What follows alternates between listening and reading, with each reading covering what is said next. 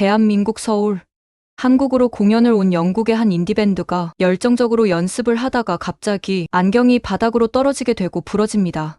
그러면서 한국에 오지 말 걸 그랬다고 후회를 하는데요. 뭔가 불길한 징조야. 이번 공연은 망했어.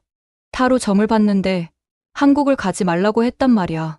괜히 이런 나라 와서 한국을 평소에 좋아하지 않는 듯한 이 영국인의 사연, 지금 시작하겠습니다.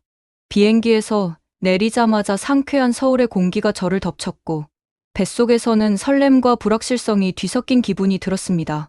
저는 영국에서 온 대학생이자 인디 밴드의 베이스 기타리스트인 제니라고 하는데요. 집에서 수천 킬로미터 떨어진 한국에 와 있습니다.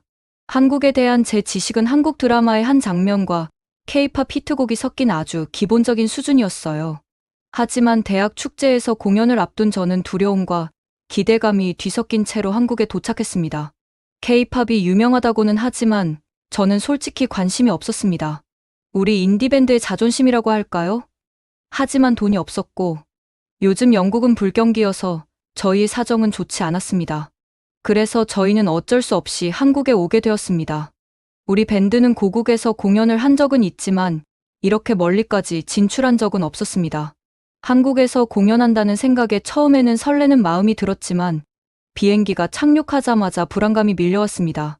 제게 한국은 익숙한 런던의 번화한 거리와는 거리가 먼 베일에 쌓인 땅이었기 때문입니다. 첫 번째 충격은 인천국제공항을 통과할 때였습니다. 조용했던 고향의 공항과는 완전히 대조되는 거대하고 활기찬 모습이었죠. 그 효율성과 거대한 규모에 감탄하지 않을 수 없었습니다. 마치 미래로 들어선 것 같았습니다. 민호라는 젊고 열정적인 대학 담당자가 저희를 맞이했습니다. 그의 영어는 흠잡을 데 없이 완벽했고 친근한 어투로 제 걱정을 조금이나마 덜어주었습니다. 하지만 시내를 지나 호텔로 이동하면서 문화적 차이를 실감하기 시작했습니다. 서울은 네온사인과 우뚝 솟은 고층 빌딩, 빛의 속도로 움직이는 듯한 삶의 속도에 휩싸여 있었습니다. 호텔에 도착하자마자 첫 번째 난관이 생겼는데 바로 악기의 보안 문제였습니다. 영국에서는 무엇이든 1분 이상 방치하면 재앙이 발생하는데요. 바로 없어지기 때문이죠. 하지만 민호 씨는 무심하게도 호텔 보관실에 있으면 완벽하게 안전할 거라고 확신했습니다. 저는 밴드 동료들과 이건 말도 안 되는 거라고 이야기했어요. 과연 이 낯선 곳에 우리의 가장 소중한 물건을 맡기는 게 말이 되는 건가 싶었죠. 그때 한국에서 1년 동안 공부하고 온 프랑스 유학생 미카엘을 만났습니다. 미카엘은 우리의 편집증적인 모습에 웃음을 터뜨리며 한국의 놀라운 안전 수준에 대한 자신의 경험을 공유했습니다. 놀랄 거예요. 이곳은 우리가 살던 유럽과는 전혀 달라요. 카페 테이블에 휴대폰을 놓고 갔다가 다시 돌아와도 휴대폰이 그대로 있더라고요. 라고 말했습니다. 저는 정말 믿기지 않았습니다. 나머지 하루는 사운드 체크와 페스티벌 주최 측과의 만남으로 정신없이 보냈습니다. 한국 학생들은 반갑게 맞아주었고 우리 공연에 대한 기대감이 느껴졌습니다. 하지만 그날 밤 호텔 침대에 누워 낯선 천장을 바라보면서 저는 저와 너무 다른 세상에서 이방인이 된 듯한 느낌을 떨쳐버릴 수 없었습니다. 서울에서의 첫날은 설렘과 불안감, 그리고 새롭고 활기찬 문화에 대한 깊은 호기심 등 감정의 롤러코스터 같았습니다. 잠이 들면서 앞으로 남은 일정이 어떻게 될지 궁금해졌습니다. 상상도 하지 못했던 방식으로 제 관점을 바꿀 수 있는 경험이 될 줄은 미처 몰랐죠. 아침 햇살이 커튼 사이로 스며들며 서울에서의 첫 하루의 시작을 알렸습니다. 시차 적응과 흥분이 뒤섞인 기분으로 잠에서 깼습니다. 오늘은 대학 축제에서 첫 공연을 하는 날이었기 때문입니다. 생각을 정리하는 순간, 아직 우리에게 미지의 땅인 한국에서 완전히 새로운 관객들에게 우리 음악을 소개할 날이 다가왔다는 사실이 깨달아졌습니다. 우리는 익숙하면서도 낯선 음식이 가득한 아침 식사를 위해 모였습니다. 저는 조심스럽게 김치를 먹어봤는데 매콤하고 톡 쏘는 맛은 제 몸에 충격이었지만 이상하게도 활력을 불어넣어 주었습니다. 우리의 대화는 한국 관객에게 무엇을 기대할 수 있는지를 중심으로 이루어졌습니다. 그들이 우리 음악을 좋아할까? 우리 가사에 담긴 감정을 이해할 수 있을까? 대학으로 향하는 동안 도시의 에너지는 전염성이 있었습니다. 거리에는 다양한 연령대의 사람들이 활기차게 하루를 보내고 있었습니다. 대학 캠퍼스는 현대식 건축물과 녹지 공간이 어우러져 자연과 도시 경관이 완벽하게 조화를 이루고 있었어요. 축제 분위기는 짜릿했습니다. 학생들이 운동장을 가득 메웠고 웃음소리와 음악이 공기를 가득 채웠습니다. 저희는 초저녁에 공연이 예정되어 있어서 축제 분위기를 만끽하고 다른 공연도 볼 수 있는 충분한 시간을 가졌습니다. 한국 전통 음악부터 현대무용까지 다양한 재능을 가진 사람들이 공연을 펼치는 모습에 감탄했습니다. 다양성과 창의성을 축하하는 행사였어요. 해가 지기 시작하자 우리가 무대에 오를 차례였습니다. 우리 앞에 모인 관중들은 젊고 열정적인 얼굴로 가득했고 기대에 찬 표정으로 기다리고 있었습니다. 오프닝 곡의 첫 음이 울려 퍼지자 객석에는 조용한 분위기가 감돌았습니다. 저는 눈을 감고 음악이 저를 통해 흐르도록 내버려 두었고 손가락은 본능적으로 베이스에 따라 움직였습니다. 첫 곡이 끝나고 잠시 정적이 흘렀습니다. 그러자 파도처럼 큰 소리로 열광적인 박수가 터져나왔습니다. 정말 짜릿했습니다. 한 곡이 끝날 때마다 관중들의 참여도가 높아졌고 그들의 환호와 박수가 우리 공연의 활력을 불어넣었습니다. 음악이 우리의 보편적인 언어가 되면서 언어의 장벽이 녹아내렸습니다. 공연이 끝나고 무대를 떠나면서 만감이 교차하는 것을 느꼈습니다. 기쁨, 안도감, 자부심. 저는 생각지도 못했던 방식으로 관객과 소통하고 있었습니다.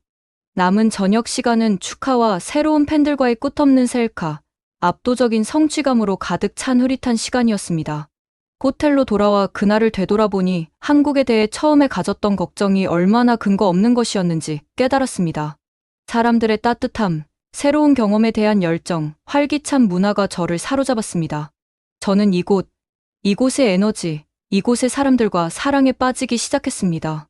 다음 날 아침, 전날 밤의 공연으로 여전히 흥이 넘치는 저희는 서울을 둘러보기로 했습니다. 밴드로서 우리는 투어를 하는 동안 항상 현지 문화를 흡수하는데 관심이 많았고 한국도 마찬가지였습니다. 전통과 현대가 완벽하게 조화를 이룬 서울은 독특한 매력으로 우리를 유혹했습니다. 첫 번째 방문지는 경복궁이었습니다. 경복궁의 웅장함과 고요함은 성벽 밖의 번잡한 도시와는 극명한 대조를 이루었습니다. 우리는 복잡한 건축물과 우리를 둘러싼 고요함에 감탄하며 역사적인 회랑을 돌아다녔습니다. 현대 사회의 분주함에서 벗어나 시간을 거슬러 올라간 듯한 기분이 들었습니다. 점심은 그 자체로 모험이었습니다. 저희는 한국에 있는 세련된 카페나 레스토랑과는 거리가 먼 작은 현지 식당에 들어섰습니다. 메뉴판은 모두 한국어로만 되어 있었고 우리는 서툰 한국어와 많은 제스처를 섞어가며 주문을 시도했습니다. 그 결과 테이블에는 생소하지만 먹어보고 싶은 음식이 가득했습니다. 매운맛, 단맛, 짭조름한 맛이 어우러진 요리 롤러코스터를 타며 만족감과 호기심을 동시에 느꼈습니다. 오후에는 활기찬 홍대 인근을 탐험했습니다. 거리는 음악과 예술, 젊은이들로 활기가 넘쳤습니다. 거리 공연자들은 재능을 뽐내며 관객들을 사로잡았고 구석구석 새로운 볼거리를 제공했습니다. 그 에너지가 전염되어 저희도 활기찬 분위기에 빠져들었습니다. 이곳에서 창의성과 자유를 기념하는 서울의 젊은 정신을 제대로 느낄 수 있었습니다. 하루의 마지막은 한강 방문으로 마무리되었습니다. 물가에 앉아 수면에 반사되는 도시의 불빛을 바라보며 서울이 제 예상과 얼마나 다른지 생각했습니다. 도시에는 나름의 맥박이 있었고 그 리듬은 짜릿하면서도 편안했습니다. 그날 밤 침대에 누웠을 때 머릿속에서 그날의 일들이 되풀이되었습니다. 문화적 놀라움, 새로운 맛, 예술, 음악 등 이 모든 경험들이 한국에 대한 처음의 거부감을 서서히 없애고 있었습니다. 저는 광경과 소리뿐만 아니라 옛것과 새것을 포용할 수 있는 한국의 아름다움을 이해하기 시작했습니다. 한국은 더 이상 우리 여행의 단순한 목적지가 아니었습니다. 우리 이야기의 일부가 되어 우리가 예상하지 못했던 방식으로 우리를 형성하는 장이 되어가고 있었습니다. 잠이 들면서 다음 날이 기대되고 이 매혹적인 문화에 더 깊이 빠져들고 싶다는 생각이 들었습니다. 다음 날 아침 예상치 못한 반전이 일어났습니다.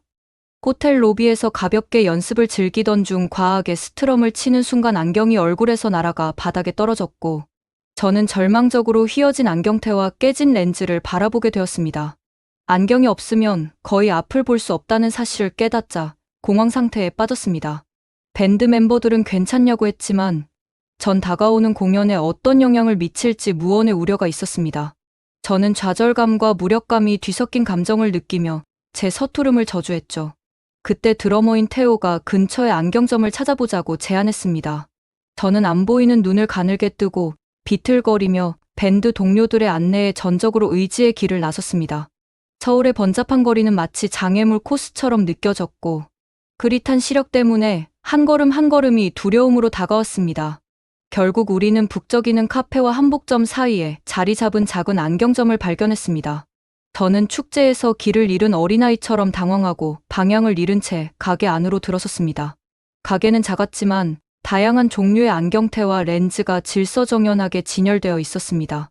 온화한 태도의 중년 남성이었던 안경사는 우리가 어떤 문제가 있는지 금방 이해했습니다.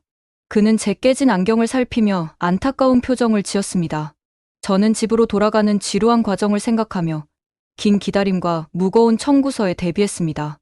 하지만 놀랍게도 그는 고개를 끄덕이며 몇 가지 치수를 측정한 후 새 안경을 만들기 시작했습니다. 그 효율성은 제가 경험한 그 어떤 것과도 달랐습니다. 몇 분도 지나지 않아 그는 새 안경을 제게 건네주었습니다. 세상이 다시 선명하게 보이기 시작했고 저는 믿을 수 없었습니다. 보통 영국에서는 일주일 정도가 걸리는데 말이죠. 그래서 저 같은 경우에는 여분의 안경을 만듭니다. 근데 한국은 그럴 필요가 없었죠. 그리고 또 놀랍게도 영국에서 지불했을 비용의 일부에 불과한 합리적인 가격이었죠. 저는 서비스의 속도와 경제성에 놀랐습니다. 테오는 더 나은 방법으로 고치기 위해 때때로 물건이 망가진다고 농담을 하더군요. 저도 동의할 수밖에 없었고 기분이 좋아졌습니다. 가게를 나서면서 안도감이 느껴졌습니다.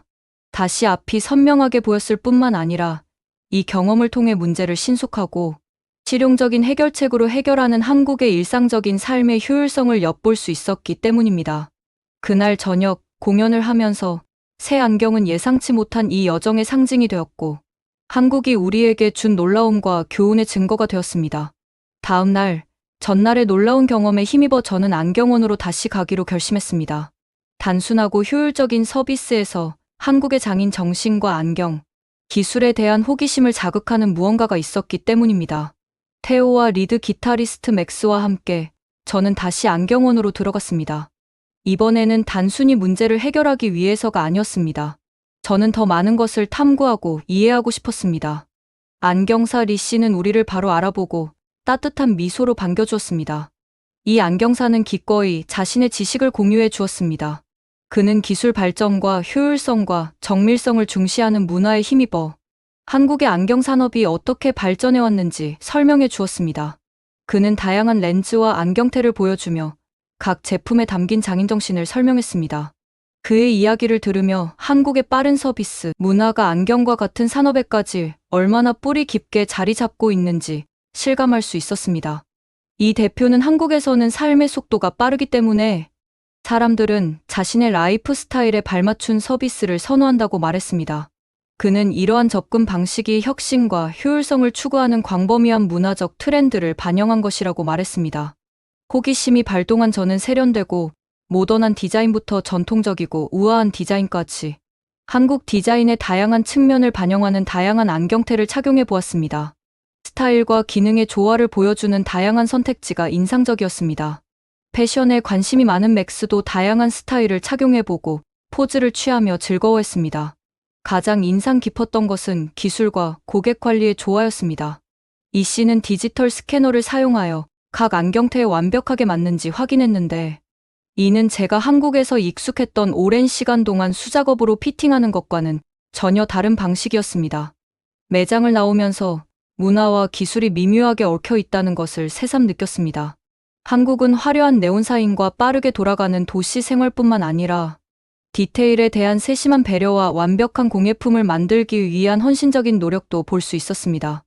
호텔로 돌아와서 저는 나머지 멤버들과 제 경험을 공유했습니다. 우리는 이 만남이 작지만 우리가 이해하고 감사하기 시작한 한국 문화의 뉘앙스를 보여주는 사례라고 이야기했습니다. 그날 밤 침대 옆 탁자에 새 안경을 올려놓으며 그날의 교훈을 되새겼습니다. 한국에서는 안경을 고치는 것과 같은 단순한 작업도 모험이 될 수 있고 사람들과 그들의 삶의 방식에 대해 배우고 소통할 수 있는 기회가 될 수 있다는 것이었죠. 그 후 며칠은 리허설과 공연으로 정신없이 보냈습니다. 빡빡한 일정이었지만 한국 관객들의 에너지와 열정에 힘을 얻었습니다. 하지만 새로운 환경에 적응해야 하는 어려움도 만만치 않았습니다. 리허설 공간은 우리가 익숙한 공간과는 달랐습니다. 규모는 작았지만 시설이 잘 갖춰져 있고 세련되었습니다. 음향도 달랐고 악기와 사운드 시스템을 조정하는데 몇 시간을 투자해 모든 것을 제대로 맞추었습니다. 처음에는 새 안경에 적응하는데 어려움을 겪었습니다. 착용감이 이전 안경과 약간 달랐고 변화에 적응하는데 시간이 좀 걸렸죠. 리허설 중 한 번은 새로운 시각적 현실에 적응하려고 애쓰고 있을 때 예상치 못한 방문객이 들어왔습니다. 페스티벌 주최자의 친구인 현지 음악 프로듀서 민지 씨였습니다. 그는 우리가 몇 곡을 연주하는 것을 지켜본 후 통찰력 있는 피드백을 제공했습니다. 그의 관점은 신선했습니다.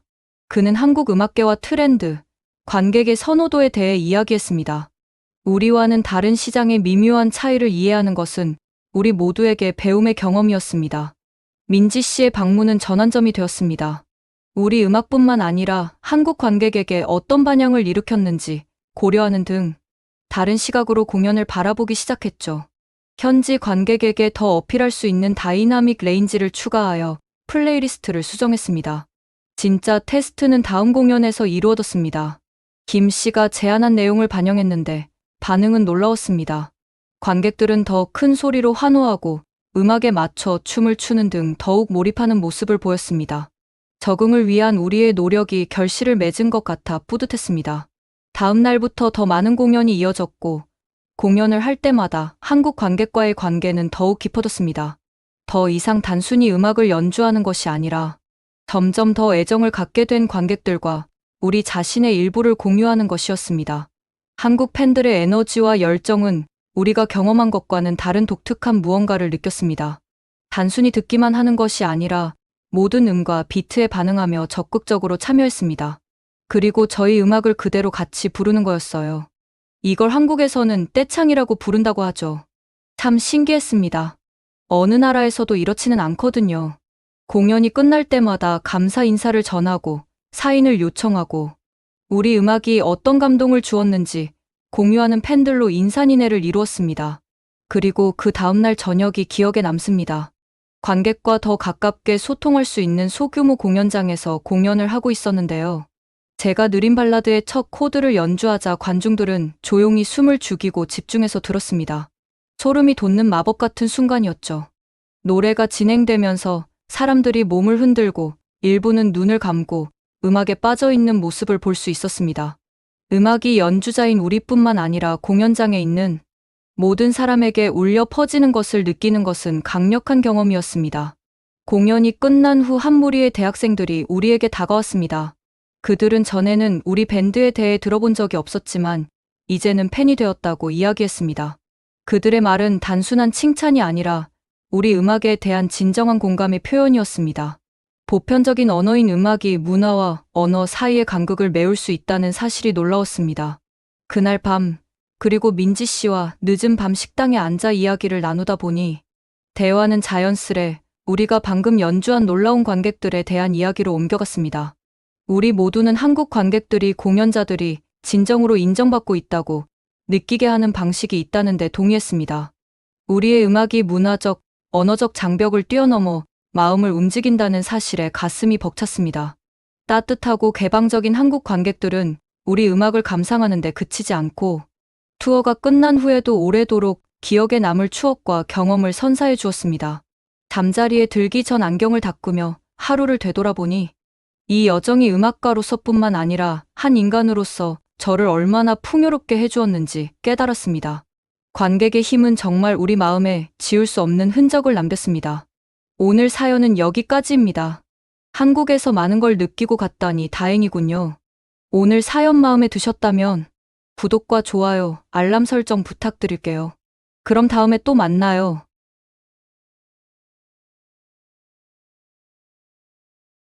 프랑스 파리. 한국으로 간다는 결정을 들은 프랑스 승마 선수 팀들이 충격에 빠집니다. 그중 한 선수가 이야기를 합니다. 왜 한국인 거죠? 일본에서도 별로 좋지 않았는데요. 왜 더 못 사는 나라로 가야 하는 거죠?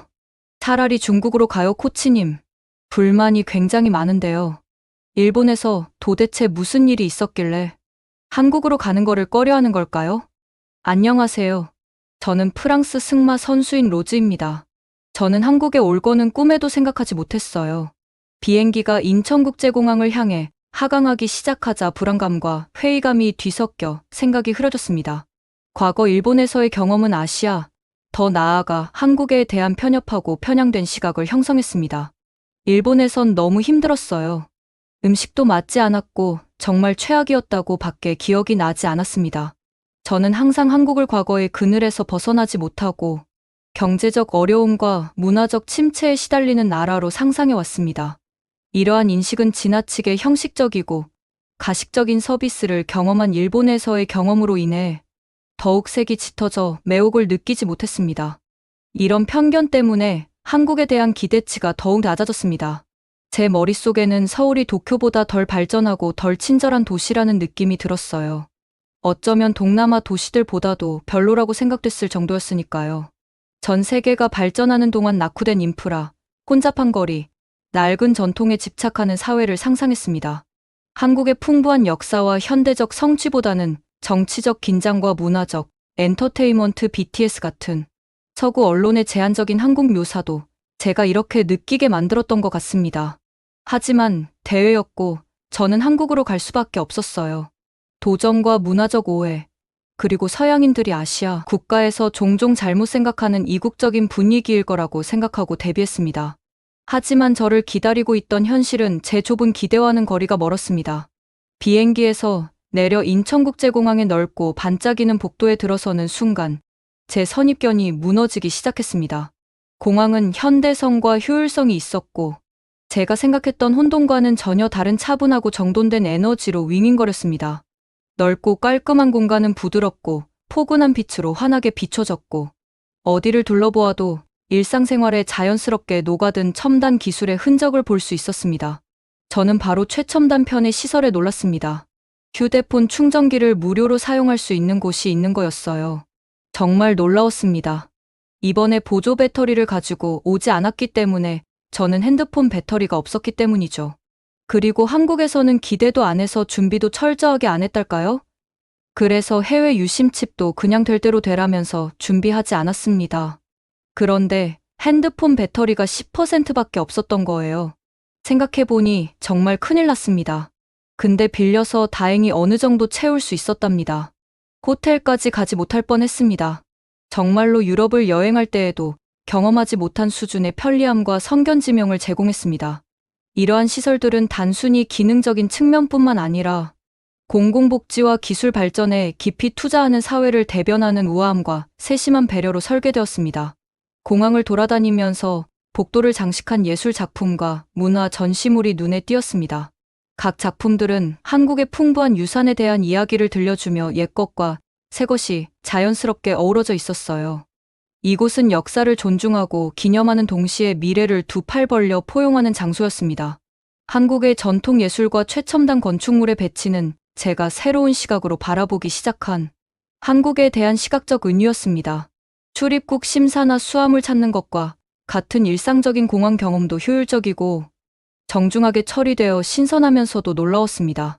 직원들은 정중하고 친절하게 도움을 주었고 진심과 따뜻함이 느껴지는 전문성을 가지고 절차를 안내해 주었습니다. 일본에서 익숙해져 있던 딱딱하고 비인격적인 서비스와는 완전히 대조적이었고 한국에서의 체류에 대한 새로운 분위기를 조성해 주었습니다. 공항을 빠져나와 한국의 시원하고 상쾌한 공기가 얼굴을 때리자 내 안의 설렘과 호기심이 깨어나는 것을 느꼈습니다. 날렵하고 유선형의 공항버스는 제가 상상했던 비좁고 울퉁불퉁한 차량과는 전혀 다른 모습이었어요. 그때 한국은 제가 생각했던 것과는 전혀 다른, 훨씬 더 흥미롭고 유망한 나라라는 것을 깨달았습니다. 인천에서 서울로 가는 여정은 사색에 잠기며 도시 풍경을 바라보는 시간이었습니다. 현대식 고층 빌딩과 전통 한옥이 어우러진 광활한 도시 풍경은 시각적인 향연이었습니다. 그동안 한국을 과소평가했던 것이 분명해졌고 버스가 고속도로를 따라 부드럽게 미끄러지듯 달리는 동안 저의 오래된 편견은 점점 커지는 감탄과 실제 한국을 탐험하고 이해하고 싶은 열망으로 대체되는 것을 느꼈습니다. 한국에 더 깊이 들어가면서 인천공항에서 처음 느꼈던 놀라움은 한국의 현대성과 미래 지향적인 접근 방식에 대한 깊은 감탄으로 발전했습니다. 활기차고 질서정연하게 움직이는 서울의 거리는 한국의 발전상을 보여주는 증거였습니다. 가장 인상적인 측면 중 하나는 한국의 인프라였습니다. 도로는 흠잡을 데 없이 정비되어 있었고 대중교통 시스템은 효율성과 기술력의 경이로움 그 자체였습니다. 특히 지하철 시스템은 정시성, 청결함, 영어 서비스의 편리함 덕분에 도시를 쉽게 이동할 수 있다는 점이 인상적이었습니다. 역은 단순한 환승 지점이 아니라 예술 작품, 쇼핑센터, 다양한 음식점이 있는 문화와 상업의 중심지였습니다. 인천 근처 버스 정류장에서 처음 눈에 들어온 첨단 기능은 시작에 불과했습니다. 서울 곳곳에서 일상생활에 기술이 접목된 수많은 사례를 접할 수 있었어요. 공공장소의 무료 와이파이부터 길거리의 대화형 정보, 키오스크까지 기술은 도시 계획의 근본적인 요소라는 것을 알 수 있었습니다. 더욱 인상적인 것은 도시 곳곳에 스며든 환경적 지속 가능성에 대한 집중이었습니다. 서울 도심을 가로지르는 복원된 하천인 청계천과 같은 녹지 공간은 도심의 번잡함에서 벗어나 고요한 휴식처를 제공했습니다. 청계천은 도시와 자연이 조화를 이루며 시민과 방문객 모두가 도시의 역동성 속에서 평온함을 즐길 수 있는 공간을 만들려는 한국의 노력을 엿볼 수 있는 곳이었죠. 각기 다른 개성을 지닌 다양한 동네를 둘러보면서 저는 계속 놀라움을 금치 못했습니다. 강남의 화려한 쇼핑 지구에서는 한국의 패션과 기술력을 엿볼 수 있었고, 인사동과 같은 지역에서는 골동품 상점과 찻집으로 한국의 예술과 전통을 엿볼 수 있었어요. 이 대조적인 장면들은 서로 충돌하는 것이 아니라 조화롭게 공존하며 혁신과 전통을 모두 중시하는 사회의 모습을 그려냈습니다. 미식 경험도 놀라웠습니다. 다양한 맛과 식감을 자랑하는 한식은 한국의 문화적 풍경을 통해 즐거운 여행을 선사했습니다. 따끈따끈한 떡볶이를 파는 포장마차부터 세련된 한식, 바비큐를 제공하는 고급 레스토랑까지 매 끼니마다 한국의 풍부한 요리 유산과 그 진화에 대한 탐험이 이어졌습니다. 한국에 머무는 시간이 길어지면서 처음에 가졌던 인식은 점차 현대성을 받아들였을 뿐만 아니라 문화적 뿌리를 잃지 않고 이를 발전시켜온 한국에 대한 깊은 존경과 동경으로 바뀌었습니다. 한국은 더 이상 낡은 고정관념으로 정의되는 나라가 아니라 혁신과 문화적 풍요로움의 땅이자 과거와 미래 비전이 조화롭게 어우러질 때 한 사회가 이룰 수 있는 것을 보여주는 증거로 다가왔습니다. 과거와 현재 사이의 균형은 서울의 도시 경관을 넘어 확장되었습니다. 저희 여정은 민주주의와 인권운동의 풍부한 역사로 유명한 광주로 이어졌습니다. 5월 18일 국립묘지는 민주주의를 향한 한국의 투쟁을 가슴 아프게 상기시켜 주었습니다. 하지만 역사의 엄숙함 속에서도 이 도시는 창의성과 혁신으로 번성했으며 이는 북적이는 예술 현장과 세계적인 작품과 함께 한국에 번성하는 현대 미술을 선보인 국제예술축제인 광주 비엔날레에서 잘 알 수 있습니다. 한국의 기술 발전에 대한 탐구는 IT 산업의 허브로 변모한 대구로 이어졌습니다. 대구의 유서 깊은 사찰과 최첨단 연구, 시설의 대비는 역사적 정체성과 혁신에 대한 헌신을 결합한 한국의 손재주를 상징적으로 보여주었습니다. 이곳에서 저는 기술과 과학 분야에서 조국의 위상을 높이는데 기여하고자 하는 야망과 글로벌한 시각으로 가득 찬 젊은 한국인들을 만났습니다. 해안 도시 부산은 한국 발전의 또 다른 면모를 보여주었습니다. 우뚝 솟은 호텔과 아파트가 스카이라인을 이루는 해운대, 해변을 따라 걷다 보면 주요 항구이자 관광지로 성장한 부산의 모습이 확연히 드러납니다. 활기찬 자갈치 어시장은 싱싱한 해산물과 상인들의 활기찬 호객 행위로 오감의 과부하가 걸렸습니다. 단순한 분류를 거부하는 한국, 구석구석 돌아보면 또 다른 복잡함과 생동감이 느껴지는 곳이었습니다. 한국에서의 저의 일상은 한국에서 저를 기다리고 있던 여러 가지 놀라움 중 가장 예상치 못했지만 큰 충격을 준 것은 프랑스에서 마지못해 익숙해졌던 성가신 빈대가 전혀 없다는 것이었습니다. 사소해 보이는 이 작은 디테일이 청결과 공중, 보건 기준에 대한 프랑스의 노력을 상징하는 중요한 상징이 되었습니다. 한국의 일상적인 삶의 질에 대해 많은 것을 말해주는 신선한 변화였습니다. 숙소에 들어서자마자 청결함이 바로 눈에 띄었습니다. 흠잡을 데 없는 침구부터 반짝반짝 빛나는 욕실까지 객실 구석구석에서 위생에 대한 세심한 배려를 느낄 수 있었어요. 이러한 수준의 청결은 호텔이나 집과 같은 사적인 공간을 넘어 공공장소에서도 지켜지는 기준이었습니다. 길거리에는 쓰레기가 없고 공중 화장실은 잘 관리되어 있었으며 번화한 시장도 감탄할 만한 수준의 청결을 유지하고 있었습니다. 빈대가 없는 것은 단순히 청결한 지방관리의 문제가 아니라 청결과 공공복지에 대한 폭넓은 문화적 태도를 반영하는 것이었습니다. 현지인들과 대화를 나누면서 공공 숙박시설에 대한 정기적인 위생 점검부터 위생적인 생활 환경 유지에 대한 광범위한 대중교육에 이르기까지 엄격한 공중보건 정책이 시행되고 있다는 사실을 알게 되었습니다. 이러한 정책은 단순한 관료적 의무가 아니라 높은 생활 수준을 보장하기 위한 공동의 노력으로 사회 구조에 뿌리내리고 있었습니다. 프랑스에서는 냄새가 많이 났는데요. 일본에서도 특유의 이상한 냄새가 났습니다. 한국에서는 전혀 그런 게 없었어요. 좋은 냄새라고 하면 맛있는 냄새 정도였어요. 한국을 여행할수록 한국 문화의 이러한 측면에 더욱 감사하게 되었습니다. 소도시의 허름한 게스트하우스나 서울의 특급 호텔이나 청결의 기준은 일관되게 높았습니다. 위생에 대한 이러한 노력은 개인 습관으로까지 이어졌습니다. 코로나19 팬데믹으로 인해 공공장소에서 마스크를 착용하는 것이 전 세계적인 표준이 되기 훨씬 이전부터 특히 감기나 독감 시즌에는 마스크를 착용하는 사람들을 흔히 볼 수 있었습니다. 식사 경험에도 이러한 분위기가 반영되었습니다. 레스토랑은 규모나 제공하는 요리의 종류에 관계없이 인상적인 청결 수준을 보여주었습니다.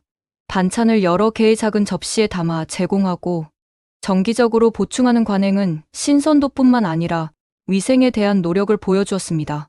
이러한 새로운 인식은 제 자신의 선입견과 고향에서 익숙해져 있던 기준을 되돌아보게 했습니다.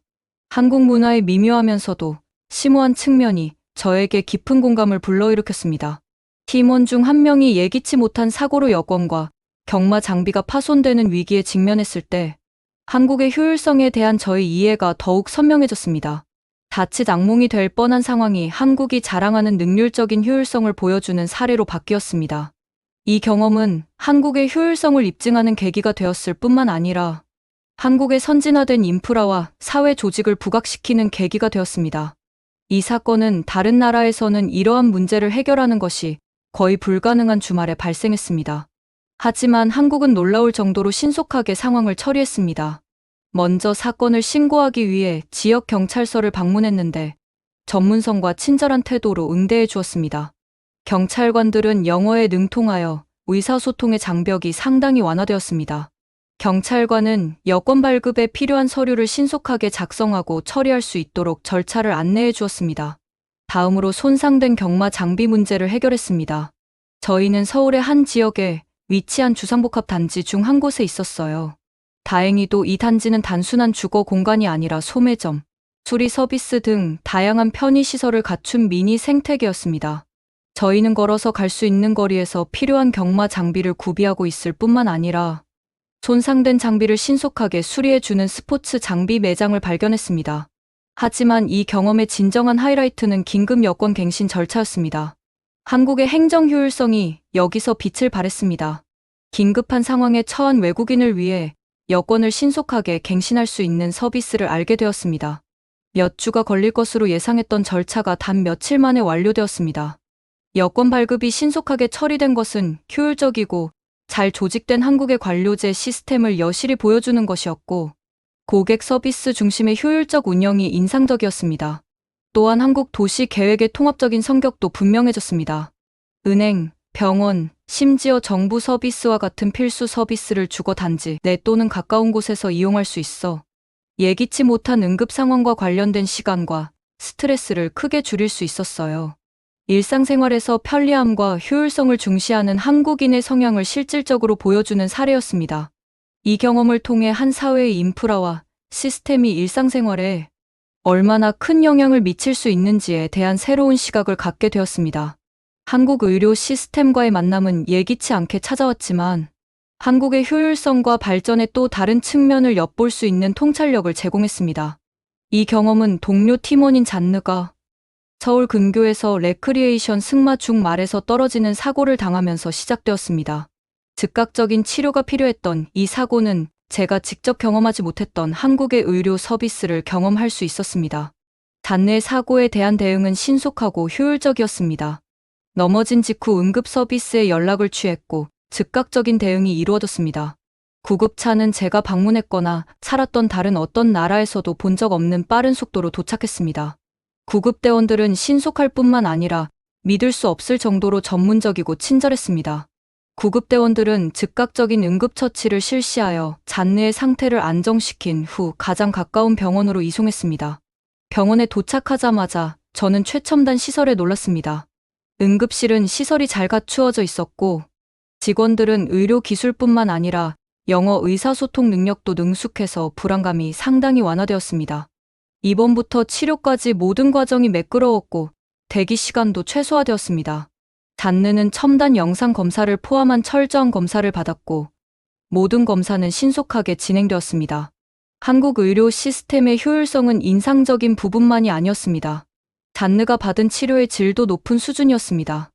의사와 간호사는 기술적으로 능숙할 뿐만 아니라 의료 서비스에 인간적인 감성을 더하는 공감과 배려의 수준을 보여주었습니다. 효율성과 자비로운 치료의 조합은 제가 자주 접하지 못했던 것이었습니다. 또한 눈에 띄는 것은 의료 서비스의 경제성이었습니다. 높은 수준의 치료에도 불구하고 특히 다른 나라에서 익숙해져 있던 엄청난 의료 비용과 비교했을 때 놀라울 정도로 합리적인 비용이 책정되어 있었어요. 양질의 의료 서비스에 대한 이러한 접근성은 한국 정부의 공중보건에 대한 헌신을 증명하는 것이었습니다. 잔느는 우수한 의료 서비스와 쉽게 예약할 수 있는 후속 진료 예약 덕분에 빠르게 회복할 수 있었어요. 이 경험을 통해 한국의 의료 시스템에 대한 깊은 존경심을 갖게 되었습니다.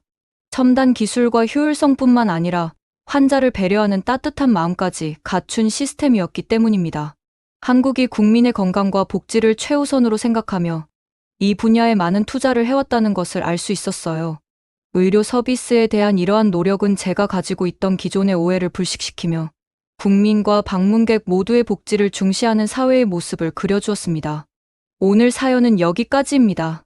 오늘 사연 어떠셨나요? 마음에 드셨다면 좋아요와 구독 부탁드릴게요. 모두 즐거운 하루 되세요.